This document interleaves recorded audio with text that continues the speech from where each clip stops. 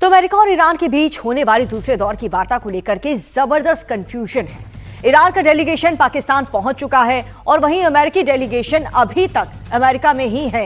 Iran ने विदेश में अब्बास अरागची इस्लामाबाद में हैं और वहीं अमेरिका के जो उपराष्ट्रपति हैं जेडी वेंस, वो राष्ट्रपति ट्रंप ने उन्हें स्टैंड बाय में रखा है फिलहाल सेकंड दौर की बातचीत को लेकर। दोनों देशों के बीच में वार्ता कब होगी, कहां होगी और किन किन मुद्दों पर होगी, ये अभी तक तय नहीं हो पाया है। तो वही हॉर्मुज स्ट्रेट को लेकर एक बार फिर से ट्रंप सख्त हो गए हैं। ट्रंप उन छोटी नावों को तबाह करने की धमकी दे रहे हैं जिनका इस्तेमाल ईरानी हॉर्मुज में बारूदी सुरंगें बिछाने के लिए कर रहे हैं। ये धमकी तब आई है जब ईरान के अर्धसैनिक रिवॉल्यूशनरी गार्ड ने ऐसी ही छोटी नावों का इस्तेमाल करके हॉर्मुज स्ट्रेट से गुजर रहे 2 मालवाहक जहाजों को जब्त कर लिया है। अमेरिका के रक्षा सचिव पीट हेग्सेथ ने कहा कि राष्ट्रपति ट्रंप ने अमेरिका की नौसेना को यह अधिकार दिया है कि वो ईरान की किसी भी तेज रफ्तार नाव को नष्ट कर दे। President Trump has authorized the United States Navy to destroy any Iranian fast boats that attempt to put mines in the water or disrupt passage through the Strait of Hormuz, to shoot and kill. Our commanders have clear rules of engagement. If Iran is putting mines in the water or otherwise threatening American commercial shipping or American forces, we will shoot to destroy. No hesitation, just like the drug boats in the Caribbean. Iran के supreme leader Mustafa Khamenei को लेकर एक बेहद चौंकाने वाली खबर आई है। The New York times की एक रिपोर्ट में दावा किया गया है कि अमेरिकी हमले में मुस्तफा खामेनेई गंभीर रूप से जख्मी हैं। उनकी एक टांग का 3 बार ऑपरेशन हुआ है और अब उन्हें कृत्रिम यानी कि नकली टांग का इस्तेमाल करना होगा। उनके हाथ का भी ऑपरेशन हुआ है और वो धीरे धीरे ठीक हो रहा है। उनका चेहरा और होंठ बुरी तरह से जल गए हैं, जिससे उन्हें बोलने में भी काफी दिक्कतों का सामना करना पड़ रहा है और साथ ही उन्हें प्लास्टिक सर्जरी की जरूरत पड़ेगी। मुस्तफा खामेनेई देश चलाने के लिए इस्लामिक रिवॉल्यूशनरी गार्ड्स कॉर्प्स के जनरल्स की सलाह पर पूरी तरह से डिपेंडेंट हैं और ये सभी मिलकर के फैसले लेते हैं। बता दें कि 28 फरवरी को अमेरिका इजराइल के हमलों में उनके पिता और पूर्व सुप्रीम लीडर आयतुल्लाह खामेनेई की मौत के बाद से मुस्तफा सामने नहीं आए हैं।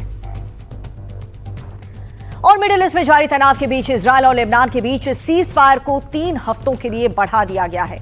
इस दौरान दोनों देश के नेताओं ने व्हाइट हाउस में मुलाकात की, जिसके बाद सीज फायर को बढ़ाने का फैसला किया गया। सीज फायर का मकसद मिडिल ईस्ट को स्थिर करना और लेबनान को हिजबुल्लाह से बचाने में मदद करना है। हालांकि सीज फायर के दौरान हिजबुल्लाह और इजराइल एक दूसरे के इलाके में लगातार बमबारी कर रहे हैं। इस बैठक में राष्ट्रपति ट्रंप के साथ पूरी कोर टीम भी मौजूद है।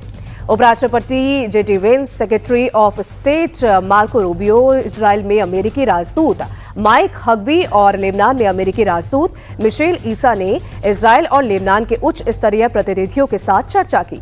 ट्रंप ने इस मुलाकात को बेहद सफल बताया। बैठक के बाद राष्ट्रपति ट्रंप ने यह भी संकेत दिया कि वो जल्द ही इजराइल के प्रधानमंत्री बेंजामिन नेतन्याहू और लेबनान के राष्ट्रपति जोसेफ आउन की व्हाइट हाउस में मेजबानी करेंगे। So we did have representatives from both Israel and Lebanon here. There was another extension of that ceasefire, which is another win for the world, for the United States, and again is evidence of President Trump and his team doing a tremendous job at negotiating for peace all across the globe. So we're very grateful to both Israel and Lebanon for choosing to work together and continuing these conversations, and we hope that there will be a day where we welcome the leaders of both countries. America और Iran के बीच जारी वार्ता और Lebanon के साथ हुए ceasefire का Israel के पीएम बेंजामिन नेतन्याहू ने स्वागत किया है। उनका कहना है कि वो हर फैसले में राष्ट्रपति ट्रंप के साथ है। तो वहीं हिजबुल्लाह को लेकर नेतन्याहू ने एक बार फिर से कहा कि उनके ठिकानों पर इजराइल के हमले जारी रहेंगे। הבטחתי לכם שנשנה את פני המזרח התיכון, וזה בדיוק מה שאנחנו עושים. קודם כל באיראן. הייתה לי שיחה מצוינת עם הנשיא טראמפ. הוא לוחץ את איראן חזק מאוד, גם כלכלית וגם צבאית. ואנחנו פועלים בשיתוף פעולה מלא. כך גם בלבנון. אנחנו התחלנו תהליך להשיג שלום היסטורי בין ישראל ללבנון. וברור לנו שחיזבאללה מנסים לחבל בזה.